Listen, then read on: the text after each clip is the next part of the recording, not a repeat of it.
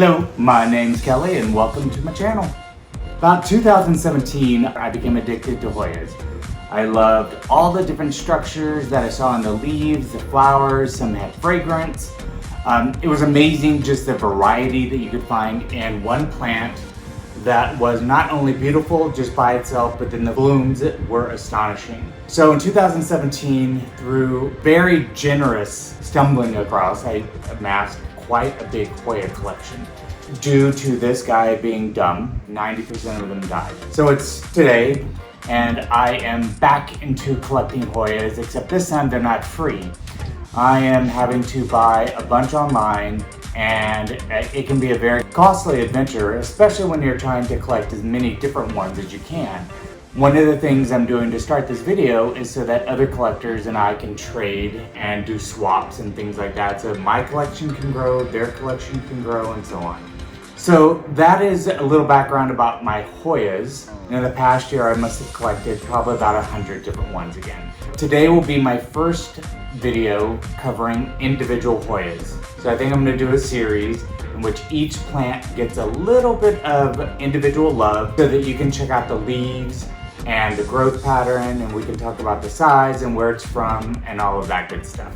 Now this beautiful, beautiful Hoya is Hoya merrillii. With a lot of these plant names, a lot of people say it slightly differently. I'm going to call it merrillii. Someone else may have a different way to say it. But one thing that really attracts me to this plant is the leaves are pretty big. So one leaf can take up a good size or a good part of my hand, and these are not even mature leaves, so they will be getting bigger. But there is a gorgeous veining that appears in the leaves. Now with many Hoyas, whenever you grow them in bright light, you're going to get something called sun stressing, and that's a good thing. So what sun stressing will do is bring out this coloration in the leaves that starts turning red and purple, and that is a very beautiful trait. Inside, if it's completely low light, it's most likely going to stay a completely different shade of beautiful green. Slowly move it into a highlight situation, and the brighter the light, a lot of these are going to turn more red and more purple, but you don't want to do too much because you could burn the leaves, and that is something we don't want to do. So this Hoya merrillii, is from the Philippines, and I heard rumor it was named after E.D. Merrill, I believe is the name, who discovered it. It wasn't thought to be that widely distributed at the time, but since the discovery, they have found it in other places, a little bit more widely distributed than first thought.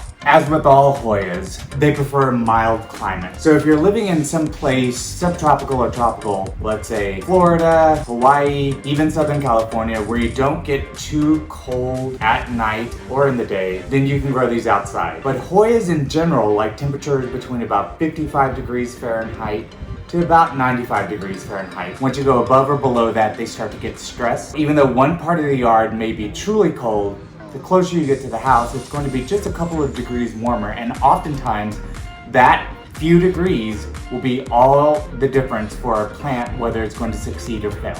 One of the things I like about this Hoya is that it has a pretty easy growth habit. As you can see, it's kind of bushy at the base before it's sending up its first tendril.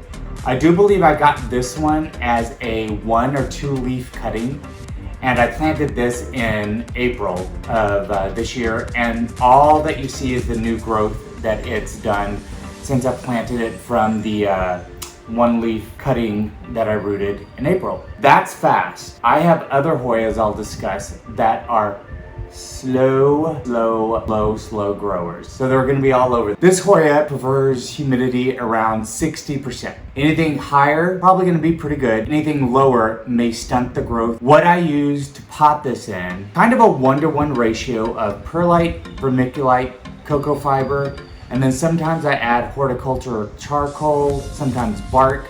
But for the most part, I grow a lot of them in perlite, vermiculite, and cocoa fiber, and I make sure that it is very light and never compact, and they do very well. Hoyas in general, including this one, make easy houseplants because you can grow them in a hanging basket, and then you could do a trellis system where you tie them onto whatever they're growing on, or you can also just have them as a desktop plant, and then they will cascade over the sides as they get bigger and bigger. If you don't like the fact that they trail so much, then you could prune the tip. That will encourage some bushiness at the base, but by and large, I just let them do their thing, because we'll go over some of the Hoyas that are in the greenhouse right now, where once they cascade because of the long tendrils, that's what adds to the beauty of them. Absolutely gorgeous and stunning.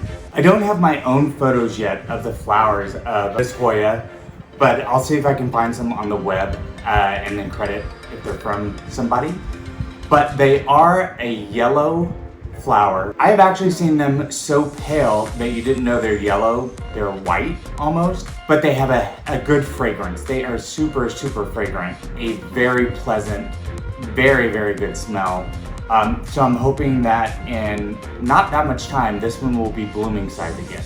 A cool thing about Hoyas is that they produce aerial roots. So roots that are on the stem that will help the plant either find another nutrient source or find another support structure that the plant can keep growing up and away with. Since they are epiphytes, they do tend to grab a hold of nearby objects and climb on them. That will also help eventually the blooms, because the bigger the plant, the more it's gonna bloom. But anytime you see these tendrils, you could take a cutting where that node is and make another lovely plant. With this Hoya, I've been getting the best results from letting it dry out completely and then watering at the time that it's completely dry. Some Hoyas actually have been doing better when I keep them, I would say, pretty wet, and some Hoyas are doing better when I keep them almost completely dry. You're going to have to learn the need of the Hoya that you're working with, and that'll determine how much you water it. But most Hoyas in general like very, very dry soil before they're watered again. But again, that's usually if you have a high humidity situation. If you are low humidity and low water, you may notice some of the leaves starting to shrivel, and then that is when you're going to want to either increase the humidity or increase the amount that you water. Don't overwater, because there is a good chance that you may bring some rot into the root of the plant, and once that starts, it's hard to correct. Hoya merrillii also wasn't as picky about the potting mix as some of my other Hoyas. That makes it also a very, very, very nice Hoya. All right, so that's our first Hoya that we're going through. One of my favorites just because of the size of the leaves, the leaf structure, the veins in the leaves, and then the fact that it's going to turn a beautiful reddish purplish color. It's wintertime where I am, so in the greenhouse it doesn't get as much sun as it should, so that's why it's this light green. As soon as spring comes around or I pump up the light, these will turn very, very, very dark, purpley red, and just be breathtaking, stunning actually. All right, so thanks for joining me of the first Hoya video that I'm doing. Stay tuned, we're gonna bring lots more, and I appreciate it. Thanks.